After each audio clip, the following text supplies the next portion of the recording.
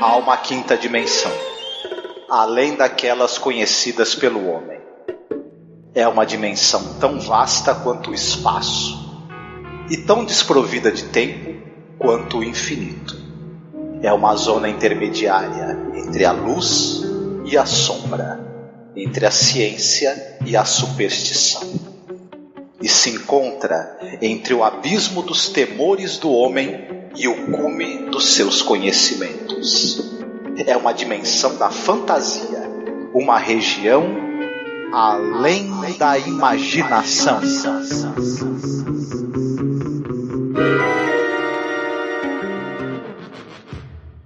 For old times when you had it, a magic horn. Harry James and Max Kaminsky and Butterfield. A little bit of all of them, baby.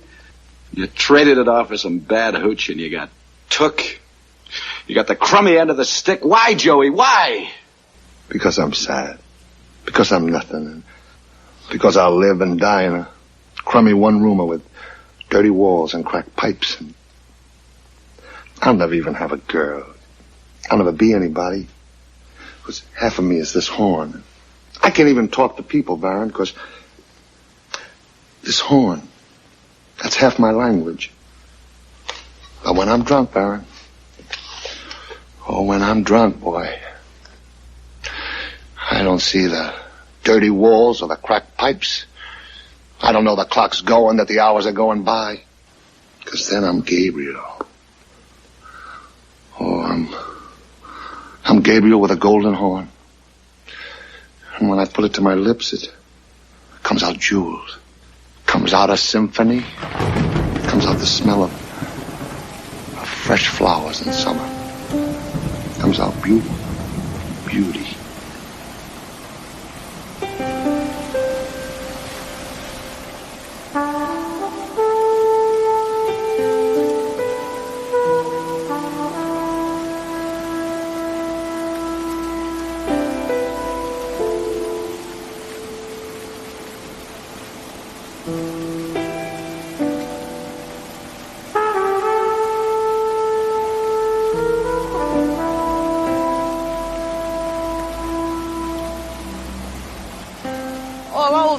Seja bem-vindo à nossa Zona do Crepúsculo.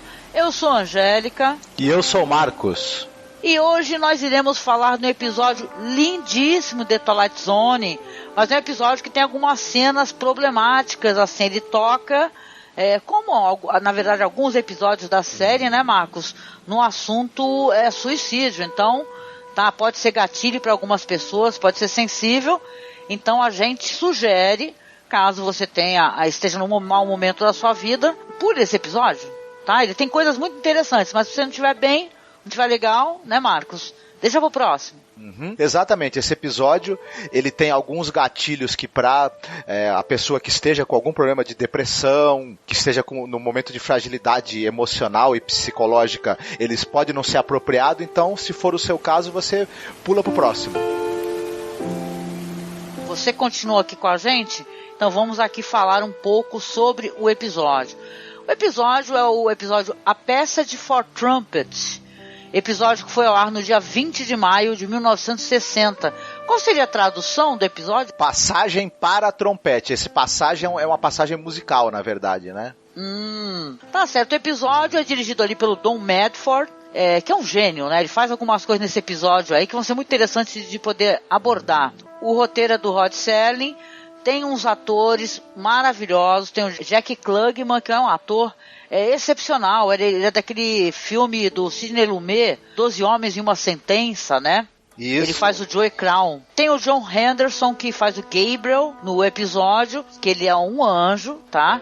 Esse cara é um cara muito interessante, esse ator, ele é uma visão muito curiosa, a aparência dele é interessante, inclusive ele pode ser encontrado, você pode encontrá-lo inclusive no filme do Hitchcock, né, que ele faz o cara que vende o carro pra moça, né, no Psicose. Também conta ali com o Frank Wolff, fazendo um personagem chamado Baron, a Mary Webster, fazendo a Nan, o James Flavin, o cara do caminhão, né, que é o personagem chave nessa história, e o Ned Glass faz o cara da loja de penhores. Por sinal, o Ned Glass, ele também vai aparecer em outros episódios ali, interessantes da série que a gente também gosta, que é o Night Gallery, né? Chamado Os Últimos Ritos de um Druida Morto. Né? Episódio, aliás, essa série a gente recomenda também ali, capitaneada pelo Rod Serling. Se você for fã, seria interessante você conhecer. O diretor, o Don Medford, ele é um cara experiente também. Dirigiu episódios de várias séries, mas o destaque na carreira dele, além da participação dele no Além da Imaginação, é que você tinha nos anos 50 uma série de ficção científica chamada Tales of Tomorrow, que muita gente considera uma das melhores séries de ficção científica de todos os tempos. Assim, ela é um marco na TV americana. O Don Medford dirigiu quase metade da série.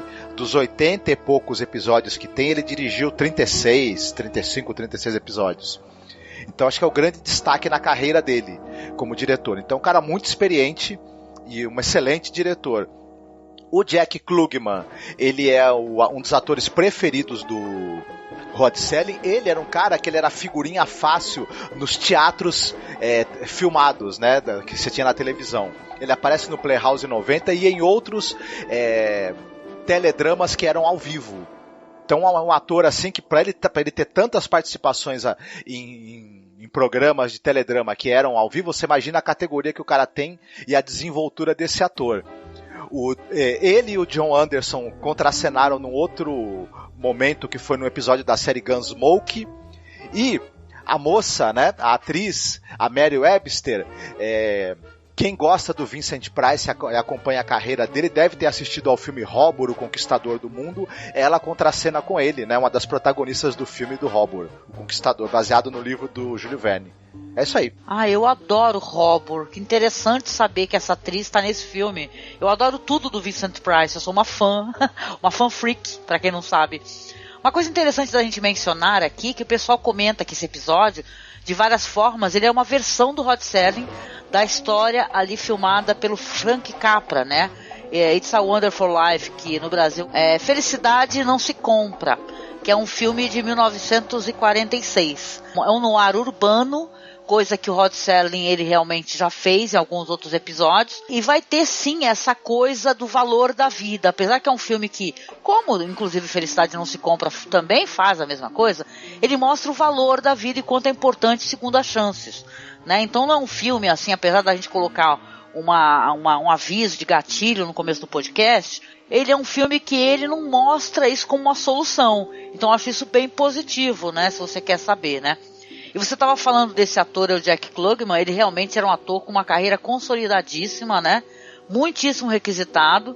E ele já era um ator de sucesso. Então, ele, na verdade, ele é um ator favorito ali do Rod Serling, mas ele já era um cara, assim, que o aparecimento dele foi sensacional. A gente vai falar um pouco sobre algumas questões, assim, de como é que foram filmadas algumas cenas, né? Que o episódio tem até algumas, não é uma crítica, né, mas é apenas uma curiosidade mesmo. O episódio tem ali algumas gafezinhas, né, tem a ver com a trama do episódio, né, e coisas que os personagens vão sofrendo e depois mostram uma coisa diferente, mas a gente vai se aprofundar nisso quando a gente for falar a sinopse. Tem mais uma curiosidade, mais um detalhe, né? Quem toca o trompete, o som, né, a música do trompete, não é o Jack Klugman, ele não tocava trompete. A música do trompete, quem toca, é um cara chamado Lionel Murray. E ele era um cara que ele tinha já uma longa carreira também, de produzir música para todo tipo de entretenimento. Ele produziu música para teatro, para TV, para cinema, enfim. Era um cara muito requisitado ali para trilhas sonoras, e aí ele que faz a parte do trompete, né? É interessante também que esse episódio ele teria uma metragem maior. Por quê? Porque no original ficou um pouco maior o episódio, aí o Serling ali com o Houghton entraram em contato ali com a rede para tentar aumentar, ou então fazer em duas partes, mas a CBS recusou, né? E o resultado final é que eles acabaram fazendo todos esses cortes, mas você não sente, até porque o elenco ele é muitíssimo gabaritado e os cortes também foram muito bem feitos. Mas você tem uma certa sensação que a história poderia ter se aprofundado mais, né, e tal. Mas como o episódio era uma média de 20 e poucos minutos, infelizmente não teve como fazer isso, né? Mas, de qualquer maneira, é um episódio excepcional, um episódio que com certeza está em muitíssimas listas, com o ator favorito do Rod Serling, então, né, vamos ver no que é isso daí. Tá, como a gente já falou, o Jack Klugman, ele é um trompetista, um músico chamado Joey Crown. Ele foi um cara que era famoso ali, tocava nos nightclubs, é um excelente músico, só que ele tá decadente, ele tá com dificuldade para conseguir emprego, devido também ao vício da bebida, né? O alcoolismo dificultou, né? Deu uma travada na carreira dele, e ele vai até um cara que era o gerente de um dos clubes onde ele tocava, tentar procurar um emprego, né? Tentar achar uma vaga ali. E o cara fala pra ele, olha, não dá pra eu contratar você porque você continua bebendo e quando você tá bêbado a sua performance é ruim, então você teve todas as chances já e desperdiçou, então infelizmente, né, não vai ser possível. O Joey, sem esperanças, ele sai dali, ele vai até uma loja de penhores e penhora, né, o trompete dele, que era a única coisa que ele guardava, que era a ligação dele com o amor da vida dele, que era a música, né? E logo após fazer essa coisa de vender o trompete, deixar o trompete lá empenhado, ele vai beber e no auge da desesperança ele se joga de frente para um caminhão, numa tentativa de dar fim à própria vida. Ocorre que o caminhão o acerta, ele cai no chão, só que ele desperta num local que parece eu não sei descrever exatamente. Parece que são os fundos ali de um edifício, né? Onde ele estava, inclusive, conversando com outro personagem, pro qual ele pediu emprego. Só que tem duas coisas interessantes. Primeiro que as pessoas parece que não escutam, não podem escutá-lo, não podem vê-lo. E ele não reconhece ninguém ali. Só que ele vai encontrar, após procurar e tentar falar com aquele pessoal, um personagem que está ali consegue vê-lo e ouvi-lo, e esse personagem vai se identificar como um anjo, e ele vai tentar mostrar ali pro Joey, ele vai explicar pro Joey que ele está num limbo, ele está num local ali entre a vida e a morte, e aquelas pessoas que ele está vendo, na verdade, não podem vê-lo nem falar com ele porque estão mortas. Mas ele ainda tem uma possibilidade de retornar para a vida, ele vai ter uma chance de escolher. E o episódio trata disso. Será que ele vai escolher a morte? Será que ele vai escolher a vida? Será que ele vai encontrar ao longo do episódio razões para se apegar à vida a qual ele jogou fora? Vamos saber, né? Assistindo o episódio. É interessante que ele encontra esse anjo que também tem interesse, né, pela música e tal. E parece que uma entidade superior, né, tá olhando para esse músico maravilhoso, falando, olha só, você não pode desistir da vida, né? É curioso, inclusive, essa questão do anjo, do ator que faz o anjo, né? Que ele é um cara, não sei se tu sabia, né? O John Anderson, ele fez muitas vezes Abraham Lincoln. Você vai ver os créditos na Wikipedia e tal, o cara interpretou o Abraham Lincoln muitas e muitas vezes. Que ele tem uma aparência muito interessante, um rosto longo, né? Um cara alto, né? Magro. Então acaba evocando de certa maneira, né? Poxa, é um episódio muito legal. Interessante esse link aí com o filme do Frank Capra, né? O Felicidade Não Se Compra, né? Episódio até escuro, né? A fotografia dele é uma fotografia escura. E tem um lance assim que eu acho curioso, que o episódio tem essa parada. O cara, ele, né, não tá mais por ali, ele tá invisível para as pessoas. Só que, entendeu? Até por questões, apesar de o pessoal ter sido muito inventivo, ali o diretor, ele foi, o Don Medford, acho que ele foi muito inventivo, né, para criar algumas cenas que vão ser reproduzidas ali, uma hora que ele tá olhando pro espelho, né, aquilo foi colocado um vidro na frente dele, e depois a cena foi duplicada, e a moça que tava na cabine atrás dele, na verdade, aparentemente também fizeram um esquema ali pra, que era uma mulher idêntica a ela, né, uma gêmea, uma parada assim, mas só que tem alguns momentos do filme que aparece o reflexo dele, né, já que ele não tá mais fazendo parte ali do mundo dos vivos, em teoria, né, o reflexo dele não aparece, não poderia aparecer, mas em alguns momentos, tem um momento que ele tá do lado de uma jukebox também, aparece o reflexo dele, você vê que ele está sendo refletido. Então são pequenas e insignificantes, né?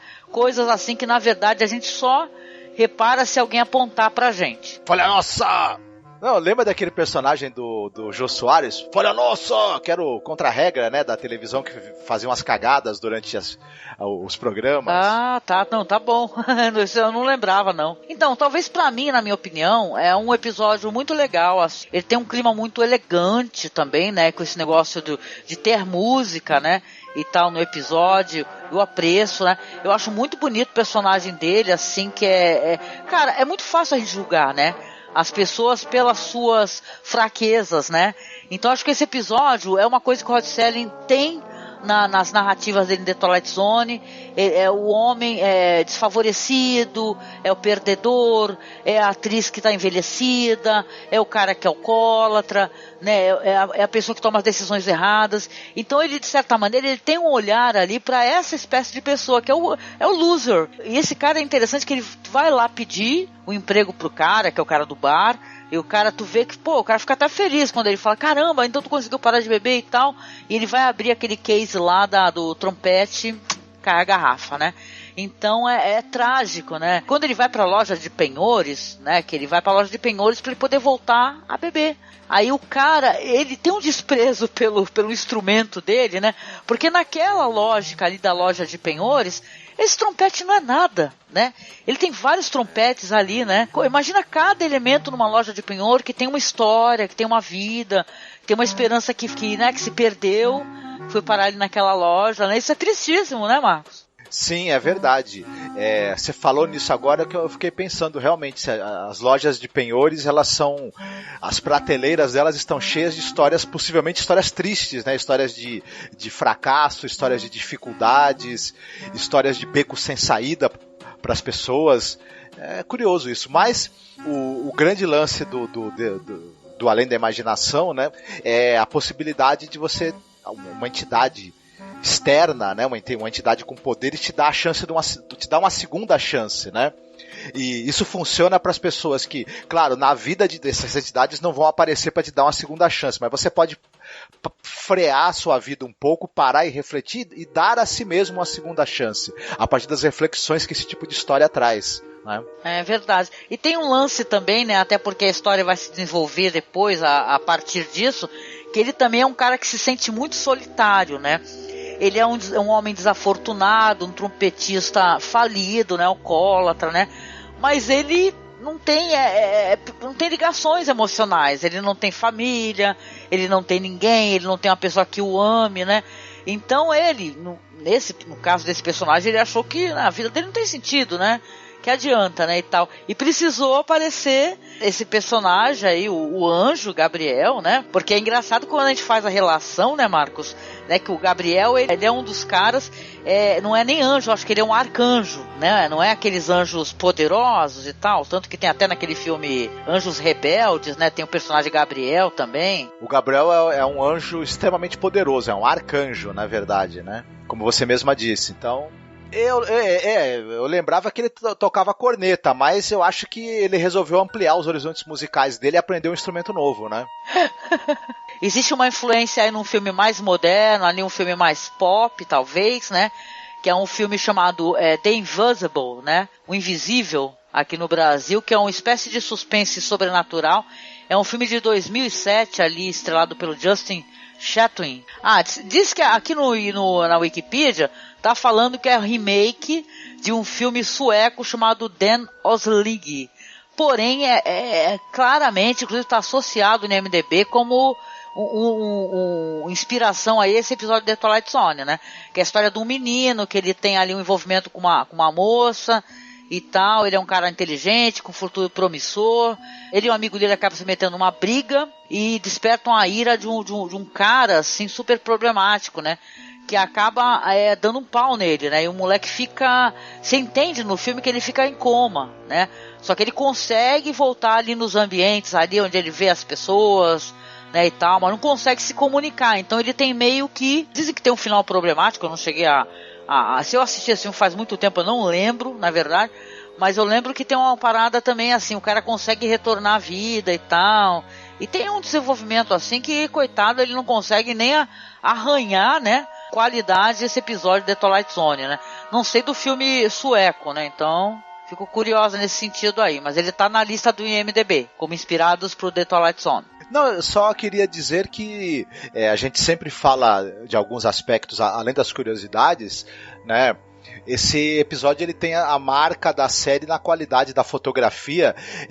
Essa parte escura, na verdade, funciona. Você não tem dinheiro para efeitos especiais, né? Ela funciona para dar a gente essa sensação de limbo, de algum lugar que está fora do mundo. Ela faz um contraponto muito interessante porque quando ele sai do bar, você tem as cenas externas ali, quando ele sai da casa noturna que ele vai tentar o emprego. E esse local meio afastado, meio claustrofóbico, meio que em construção talvez, né? Então ele não é nem uma coisa nem outra, funciona como um cenário assim propício para o limbo. E também a história consegue emocionar também, quando o arcanjo vai tentando mostrar para ele as coisas de valor, de coisas boas que tem na vida dele que ele não enxergava. Isso é um pouco rápido, na verdade, acaba sendo um pouco corrido, porque como você mesmo já falou, o episódio ia ser mais longo, né? Ele acabou tendo alguns cortes, mas mesmo assim isso acaba funcionando muito bem. Então é um belíssimo episódio. Ele tem um pouco dessa coisa do trágico, mas ele tem um valor de esperança aí que você tem em alguns episódios do Além da Imaginação. Essa coisa da miséria humana, ela tem um contraponto ali com a esperança, com a possibilidade, nem que seja uma esperança que está na imaginação, né? A gente imaginar uma solução, um remédio para os males da alma humana, né? E é muito bonito, assim. E o Jack Klugman, a atuação dele, ela não deixa nunca a coisa cair numa coisa assim, melodramática, sentimentaloide. Ele tem o tom certo ali para que a história funcione. Até no momento, no final ali, quando ele encontra a garota no topo do prédio, a atuação dos dois ela é tão delicada e tão cheia de carinho que a gente acaba comprando, né, esse final, esse momento ali de uma redescoberta até da possibilidade do amor, né, para ele e para ela.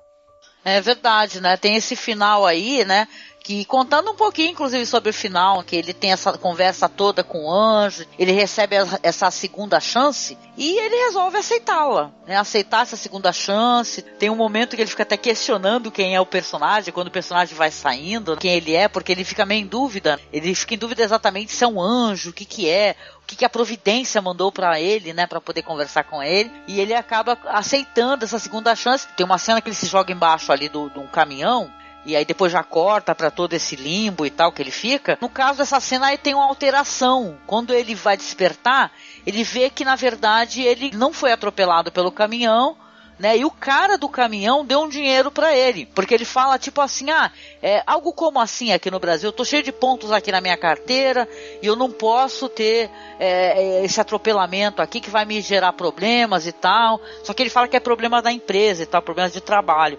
Então ele dá uma graninha ali pro personagem, né? Que claro não vai resolver a vida dele, né? Mas já é um respiro, uma possibilidade e tal. Ele teve essa chance e ele, melhor que isso, ele resolve aproveitá-la, né? Aí ele tá lá com o seu trompete, tocando lindamente lá no prédio, né? Parece que é ali o alto do prédio onde ele morava. E aí tem uma moça e chega pra ele e fala assim, nossa, que bonito, você pode continuar tocando? Ele fala, você tá gostando? Sim, tô gostando. Aí ela fala, eu sou nova por aqui, né, tô há pouco tempo na cidade, né, e tal. E termina assim, eu acho muito fofo isso, Marcos. Ele termina com ele falando, que legal, então, poxa, então vou te ciceronear por aí, vou te levar, mostrar os locais mais legais da cidade, que é a cidade de Nova York, né, vou te mostrar os locais mais bonitos. E você subentende que, caramba, ele encontrou possivelmente o amor, não é legal? Sim, exatamente. E é engraçado essa coisa de eu vou te mostrar a cidade, porque ele estava querendo deixar o planeta Terra, né? Mas aí ele encontrou um motivo para, inclusive, achar de novo interesse na cidade em que ele vive, né? Isso é muito bacana. Sim, com certeza. É um episódio muito, muito bonito, gente, que vale muito a pena ser assistido, viu mesmo, de coração. Mas aí, vamos ali para a parte de recomendações. Você tem alguma recomendação, Marcos? Eu vou roubar na minha recomendação um pouco, né? Eu vou trocar o trompete pelo saxofone. Mas são instrumentos de sopro ligados ao jazz, então acho que está mais ou menos perto. Quem ainda não viu o filme de 1988 chamado Bird, dirigido pelo Clint Eastwood, que é uma biografia do Charlie Parker. É um filmaço, mas é um filmaço com quem gosta de música, quem gosta de jazz e quem conhece o trabalho maravilhoso do Charlie Parker, vai ter um prato cheio, porque tem excelente música o filme inteiro. O Charlie Parker era um gênio do jazz, era uma pessoa com problemas sérios de convivência, com problemas com drogas, uma vida muito tumultuada. O filme retrata isso. O papel principal é do Forrest Whitaker, ele está simplesmente matando a pau. Outro presente para quem assistir esse filme, além da maravilhosa direção do Clint Eastwood, direção de um cara que entende muito de jazz, né? É a atuação assim visceral do Forrest Whitaker. Então é recomendadíssimo esse filme. O pessoal, inclusive, quando vai falar dos filmes do Clint Eastwood, lembra pouco desse filme, mas ele vale muito a pena ser revisto assim.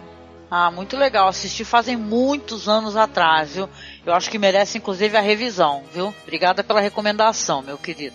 Poxa, eu vou recomendar aqui, porque falou do Jack Klugman e falou do 12 Homens e uma Sentença. É simplesmente, talvez, um dos filmes favoritos da minha vida, assim. Eu gosto muito mesmo. É uma época que a gente está vivendo, inclusive, de hoje, né? Uma época de julgar, né, as pessoas, né? Principalmente de não se importar, né, com as vidas dessas pessoas que vivem em condições sociais diferentes e tal. Então eu acho muito legal, porque esse filme aí do Sidney Lumet, que é um filme de 57, tem o Jack Klugman fazendo ali o jurado número 5, que são 12 homens, são 12 atores maravilhosos. Tem o Henry Fonda, que faz o jurado número 8, o Matt Balsam, que faz o número 1, o John Fiedler, que faz o 2, o Lee Jacob, que faz o número 3, o Ed Marshall, que faz o número 4, e o Jack Klugman aí, ó, número 5, o Ed Beans, número 6, o Jack Warden faz o número 7, o Joseph Sweeney faz o número 9, o Ed Begley faz o número 10, o George Voskovec faz o 11 e o Robert Webber faz o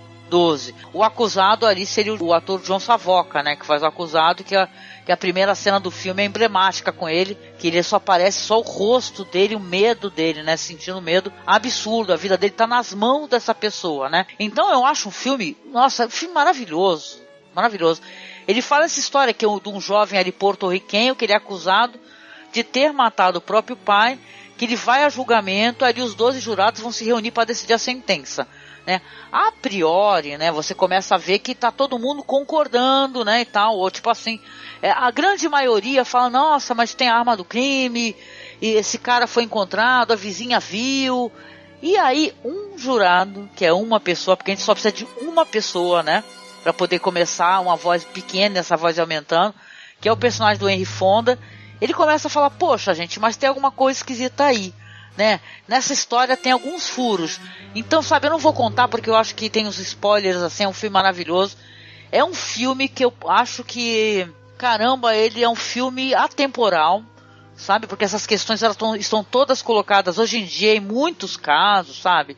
Hoje em dia é até mais assustador, porque a gente está numa época da pós-verdade, né? Onde não importa você falar para a pessoa que algo aconteceu, a pessoa nega, né? Fatos históricos e tal, para poder provar um ponto de vista. Então eu acho um filme muito interessante nesse sentido, tá? Desculpa aqui a minha longa explanação, não vou falar mais nada, só vou realmente recomendá-lo. E deixo o cara na publicação, para vocês aqui, tá bom? Muito bem, isso mesmo. A gente está em épocas aí em que, na verdade, o pessoal está querendo, inclusive, deixar a polícia matar indiscriminadamente, aí não tem nem como reparar a injustiça depois, né? Porque, né, não se repara injustiça com morto. Às vezes nem historicamente o pessoal repara, né? Mas é isso, chegamos aqui ao final de mais um episódio do podcast. Vocês veem, né, que a gente gravou hoje só nós dois juntinhos, né? Não é sempre que a gente está gravando com convidados. Lembrando que a gente está chegando aqui no final da temporada. E eu faço um pedido para você, se você é um velho ouvinte, já conhece a gente há muito tempo, de outros projetos, sabe que a gente inclusive tem um trabalho assim de pesquisa e de divulgação muito sério, um trabalho muito legal, onde a gente fala sobre cinema clássico, cinema alternativo, cinema cult. Então, esse é um novo projeto que a gente está fazendo aqui, e a gente convida você a conhecer o resto do nosso trabalho. A gente esse ano vai fazer 10 anos, né, trabalhando com divulgação de cinema, falando sobre conteúdos de muito valor, importantes de serem conhecidos, que levam a uma reflexão. Esse é o perfil que a gente gosta de ter aqui na internet. E a gente convida você, tá, a acessar as nossas redes sociais, a nossa página no Facebook, acessar o nosso perfil lá no Twitter, ser nosso padrinho, ser a nossa madrinha, se for possível, porque isso ajuda a gente pra caramba para poder manter o nosso site, comprar equipamentos para que a gente possa gravar o nosso projeto. A gente está com muitas dificuldades técnicas atualmente, então o seu apadrinhamento com qualquer valor, 5, 10, 20 reais, pode não ser muita grana para você, mas ajuda muito a gente. Então clica no link do Padrim, se você puder, colabora com a gente, tá? Que a gente vai ficar imensamente agradecido. E assim a gente continua, inclusive, a fazer a segunda temporada, né? Que tem muitos episódios bons em The Twilight Zone, só que a gente está tendo problema, principalmente eu, que sou editora, para poder fazer a edição, realmente um problema que a gente está tendo com os computadores, né? A gente está gravando aqui juntos, né? No mesmo lugar, porque o Marcos também teve problema com o computador dele. Então, gente, se puder, colabora, que a gente agradece demais, né? E chegando no final aqui, Marcos, de mais um podcast, você quer deixar alguma mensagenzinha no final? A mensagem que eu posso deixar para esse episódio, né, pensando nesse episódio, é o seguinte: não venda o seu trompete ainda, porque pode ser que o mais bem iluminado palco que você já pisou na sua vida esteja à sua espera e uma plateia esteja ansiosa para ver você executar o mais belo e inspirado solo que você já executou na sua vida, né? Ah, exatamente, muito bom. Então com isso eu deixo um beijo para vocês, um abraço bem forte e até o próximo podcast, minha gente. Fiquem bem, se cuidem.